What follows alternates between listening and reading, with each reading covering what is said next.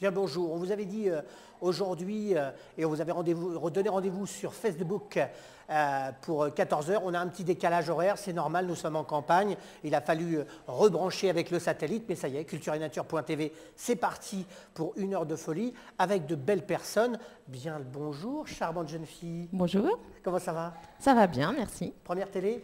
La toute première, oui, je suis un peu intimidée, mais je vais essayer de bien parler. On avait prévu au départ de faire une sieste avec Noémie parce qu'il est 14 h 30, mais non, on a dit on va faire un plateau télé. Ça va Noémie? Il fallait pas le dire quand même. Ah bah non, on n'allait pas le dire, oh, ça y est. Noémie, qu'est-ce qu'on fait ici depuis 1 journée et demie et présente-toi un petit peu. Bon alors, moi je fais partie de l'association Ancre et un certain nombre de jeunes sont venus ce week-end pour travailler sur des projets. Différents projets qui vont être présentés tout à l'heure, il me semble, et pour voir essentiellement quels sont les besoins. De quoi on a besoin pour mener à bien les différents projets. Et donc après, moi je suis venue en tant qu'encadrante pour leur donner des petites pistes. Alors explique-moi un petit peu, en général les jeunes sont dans les cages d'escalier, ils sont dans les arrêts de bus, et là vous avez réussi à drainer des jeunes pour monter des projets, même on m'a parlé de l'Europe. Alors effectivement, c'est vrai que souvent on a l'image du jeune qui va rien faire, qui est individualiste, qui pense qu'à soi. Et bien en fait pas du tout. Et par le biais de cette association, il y a beaucoup de jeunes qui ont plein d'initiatives, qui deviennent autonomes et qui créent ensemble de grandes choses. Alors tu parles de l'Europe tout simplement parce que c'est un projet qui va concerner la France et l'Angleterre. Il y a une particularité aussi dans cette association et tout ce réseau de partenaires. Le handicap a quand même une part importante. Oui, alors au début, c'était effectivement accompagner des personnes en situation de handicap sur des bateaux, des choses qu'ils ne pouvaient pas faire eux-mêmes, et les jeunes les ont aidés à se déplacer. Et en fait, il y a eu une réelle amitié qui s'est instaurée entre les jeunes et les personnes en situation de handicap.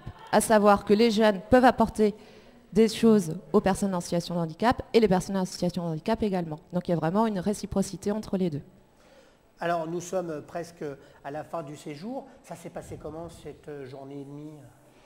Alors, il y a eu du monde, il y a eu beaucoup de jeunes, donc il y a eu de l'animation. Et pourtant, il y a eu un travail qui a été fait très très efficace. Ça s'est fait en groupe. Il y a eu plusieurs groupes justement en fonction des projets. Et ils ont réussi à établir la liste de tout ce dont ils vont avoir besoin pour créer les projets. Donc chacun parlait, chacun donnait ses idées. Ceux qui n'étaient pas d'accord expliquaient pourquoi. Et donc il y a eu un échange à ce niveau-là. Alors la particularité aussi, c'est que vous venez d'Évreux, tous les jeunes viennent d'Évreux, des collèges, des lycées du coin.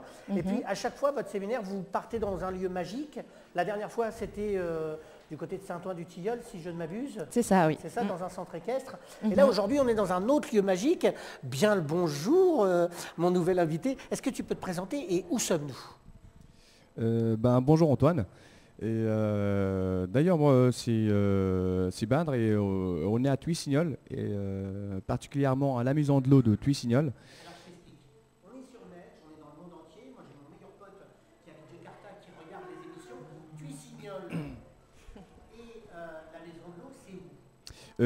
C'est en France. Ouais. C'est spécialement en Haute-Normandie, à une vingtaine de kilomètres d'Évreux. Et ça fait partie de la communauté de communes d'Inferville-la-Campagne qui est connue pour le 27 000 code postal 27 370. Et ce projet-là de maison de l'eau en fait appartenait à la mairie de Thuy-Signol elle-même. C'est un projet en même temps à la fois éducatif et à la fois environnemental dans le but quand on pousse les enfants, ce n'est pas seulement à venir mais apporter des réactions et des valeurs pour la protection de l'eau en fait. Et dans ce projet-là aussi, ce qu'on aimerait bien aussi avoir, c'est d'avoir un accompagnement scolaire, soit pour tout ce qui est primaire, ou bien des collégiens, ou bien les lycéens, ou bien même pour les adultes, qui sont hors scolarité au même temps. C'est un des projets qui est toujours dans une voie de développement. Comme c'est nouveau pour la région, il y a un but qui est très important dans ce projet-là, c'est la protection des eaux, soit sauvages, ou bien douces. Et ce qui est bien dans ces projets-là, c'est qu'ils sont dans un accompagnement des activités qui sont faites, comme moi, je fais partie avec certains collègues, on est des intervenants dedans. On montre aussi la valeur de l'eau actuelle. On est c'est parmi je pourrais dire, c'est parmi les acteurs et parmi les facteurs qu'on perdra un jour, si on est dans ce rythme-là, c'est l'eau. Et on montre pour les jeunes qu'ils sont favorables, ils ont plein d'avantages d'avoir une douche par jour, par exemple, bien d'avoir une bouteille d'eau, c'est même pas l'eau de robinet, mais une bouteille d'eau par jour, ou bien d'avoir la Seine, les fleuves, tout ça en France, et les glaciers en même temps. Mais on fait en même temps une comparaison de loin avec des pays et des continents qui n'ont pas même un litre d'eau par mois, ou bien 1 litre d'eau par jour. Et on les pose aussi à réfléchir sur la quantité qui était attribuée pour un Français par jour, qui est 137 litres par jour qu'on a dans la moyenne avec la douche, la vaisselle et tout ça. Donc en fait, ce que tu me dis, c'est que ici, vous faites de la pédagogie basée sur l'environnement et principalement sur l'eau. Ouais. Mais aujourd'hui, nous, on travaille avec plein de réseaux de centres de loisirs, de classes vertes et tout. Combien de places d'accueil comment on s'organise pour venir ici alors? Alors pour venir ici, on a un site web qui est très bien fait. Qui n'a pas été fait par notre ami Quentin, mais qui est très bien fait, on peut le dire. Voilà. Non, parce qu'on a été le voir, donc voilà. Alors, la maison de l'eau, combien de capacité d'accueil, grosso modo? Alors, je peux dire combien de capacité d'accueil, c'est en fonction de combien de capacité d'hébergement qu'on peut avoir. Et si on a une centaine de lits. Ça fait quand même, hein. Oui, exactement. Mais pour la maison de l'eau à l'intérieur, on fait des activités à l'extérieur de l'eau, à l'extérieur de la maison de l'eau, et en même temps à l'intérieur de la maison de l'eau. À l'intérieur de la maison de l'eau, on peut avoir jusqu'à 2 classes maximum, parce que c'est du matériel pédagogique. Je ne peux même pas dire le coût du matériel, mais en même temps, c'est du matériel pédagogique. Il vaut mieux que chacun profite de ce matériel-là. Du coup, maximum, c'est 2 classes. Ça veut dire maximum à l'intérieur, on peut avoir jusqu'à une quarantaine de participants. De visitants, mais ce qui est bien aussi qu'à l'extérieur, on peut mener des activités qui sont intéressantes sur tout ce qui est l'environnement et sur l'eau, sur les stations d'épuration du futur.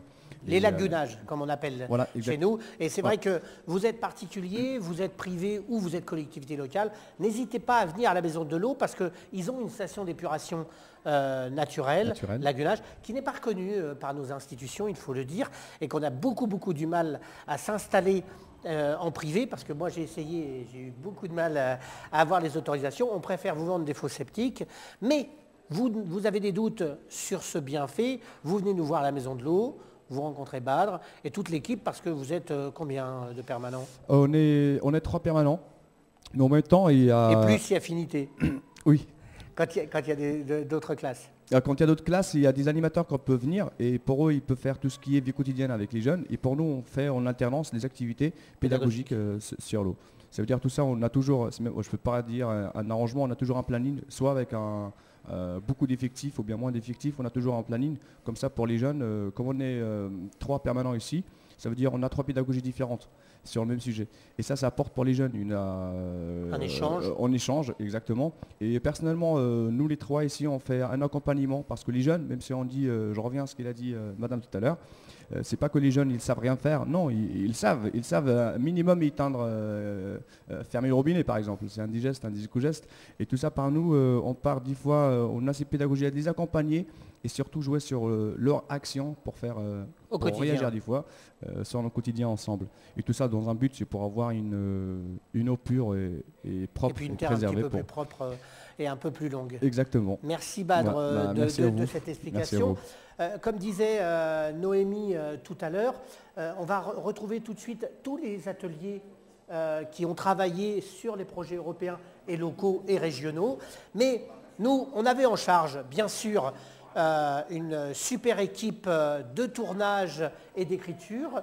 Fatia a été obligée de nous quitter, mais elle était sur l'écriture du clip qu'on a préparé avec bien sûr toutes nos protagonistes en vidéo. C'est parti pour le magnéto, vous êtes prêts en régie? Clip en avant-première, rien que pour vous, dans le monde entier. L'encre vous présente l'Europe, les jeunes, la solidarité, un petit peu différemment. C'est parti.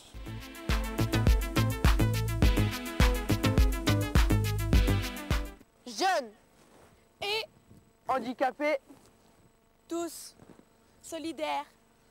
Jeunes handicapés tous solidaires. Bon, je me présente, je m'appelle François. Je suis en fauteuil depuis 17 ans. Alors pour moi, le handicap, c'est une certaine liberté, quoi. Une nouvelle vie, une liberté que je n'avais pas avant. La solidarité, c'est pouvoir aussi sensibiliser les jeunes, surtout les jeunes. Je pense que c'est l'avenir et ils me paraissent plus à l'écoute du problème, quoi. À l'encre, pour moi, c'est aider les autres, c'est la solidarité.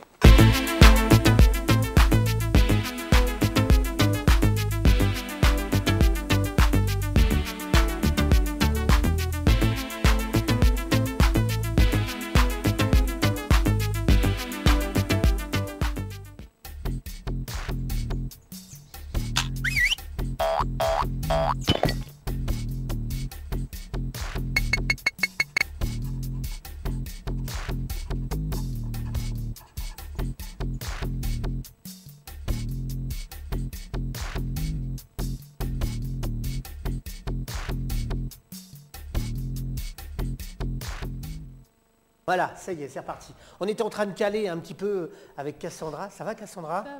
Alors, qu'est-ce que je t'ai dit, Cassandra? Tu poses ton micro sur le menton.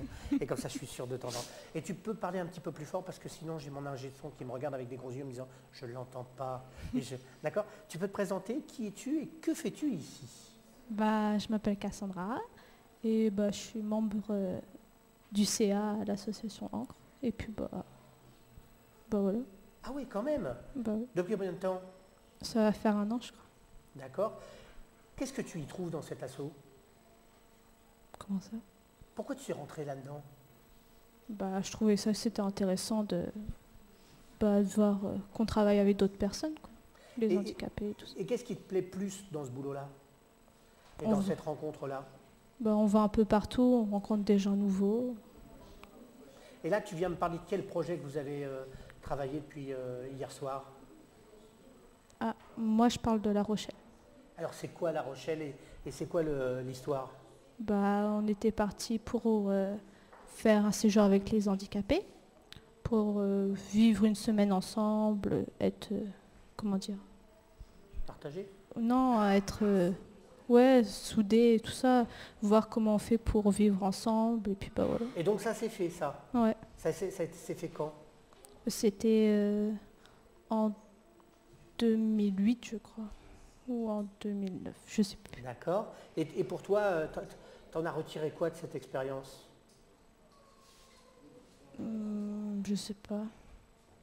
Du plaisir? Ouais, c'était bien, on s'est bien amusé, on a bien travaillé, c'était... Tip top. Ouais, voilà. Alors tu me parles de vivre ensemble en Europe, est-ce que tu peux m'en dire plus, Mélinda?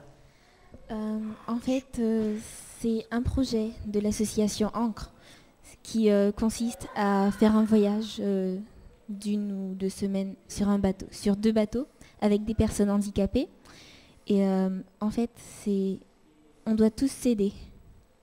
Et on part de La Rochelle pour aller à Portsmouth en Angleterre et revenir à Rouen. Et ça va se faire quand? En 2012. En juillet 2012. Ça va arriver bientôt alors? Oui. Le thème au départ, c'est vivre ensemble en Europe, c'est ça? Ou Europe ensemble? Vivre ensemble Europe. Voilà. Et vous avez travaillé, je sais, parce qu'on est venu nous voir un petit peu pour différents changements de nom. Est-ce que vous avez trouvé un autre logo, un autre thème? Pour le moment, oui, mais on ne sait pas encore le nouveau nom du projet. On ne va pas le savoir encore aujourd'hui? Non. On est venu faire de la télé et on ne va même pas savoir le nom du projet? Non. Hein? On n'a même pas des avant-goûts. Qu'est-ce qu'il en ressort de votre brainstorming au niveau de ce logo-là?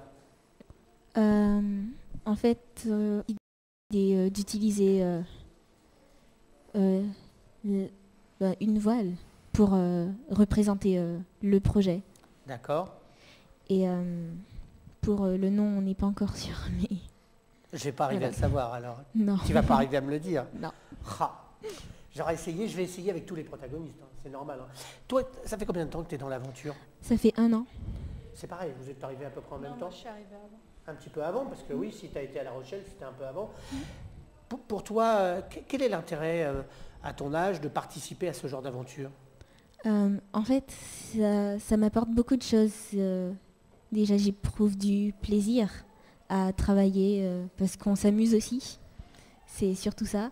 Et de voir qu'on s'entend tous bien par rapport à ce que d'autres peuvent penser. Et ça prouve qu'on est tous pareils, mais malgré quelques petites différences. Donc j'aime bien. Est-ce que c'est difficile de rencontrer et de faire des choses avec des handicapés? Non. Pourquoi? Moi, c'est pas difficile de faire des choses avec eux parce que... Voilà, je sais pas. Je trouve pas ça compliqué. D'accord. Bon, les filles, première télé, un petit peu stressées? Oui. Pas trop? Non. Non, ça va? Bah ouais. Donc prêt à refaire 12 heures de télé avec nous alors? Non, non, non. Non? Non. Bon, la prochaine fois, tu viendras quand même nous voir, Cassandra. Peut-être. Allez sur le bateau. Oui, sur le bateau, d'accord. Sur le bateau? Ok. Ouais, non, mais Linda, elle a dit qu'on n'avait pas le droit de le dire. Voilà.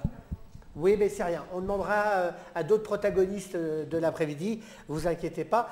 Les filles, merci beaucoup d'être passées. C'était un petit peu tendu. Hein, on n'avait pas trop envie de venir me voir. Eh bien, tout de suite, pour vous mettre dans l'ambiance, on est avec des jeunes. On était aussi, nous, cet été, du côté de la Madeleine. C'est un quartier... en général, qu'ils appellent chaud au niveau des médias. Et ben nous, on l'a trouvé très sympa. Et puis on a fait même froid, il faut le dire. Et ce jour-là, il faisait froid. On a fait comment on pourrait dire, un petit clip sur la sécurité routière. Les jeunes, vous avez un scoot, vous avez un quad, vous avez une poussette.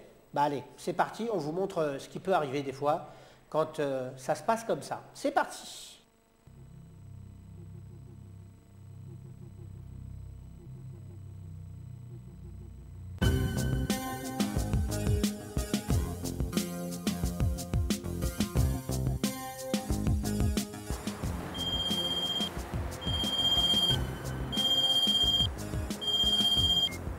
Alors, comment tu vas? Ouais? Oui? Et ce week-end, alors?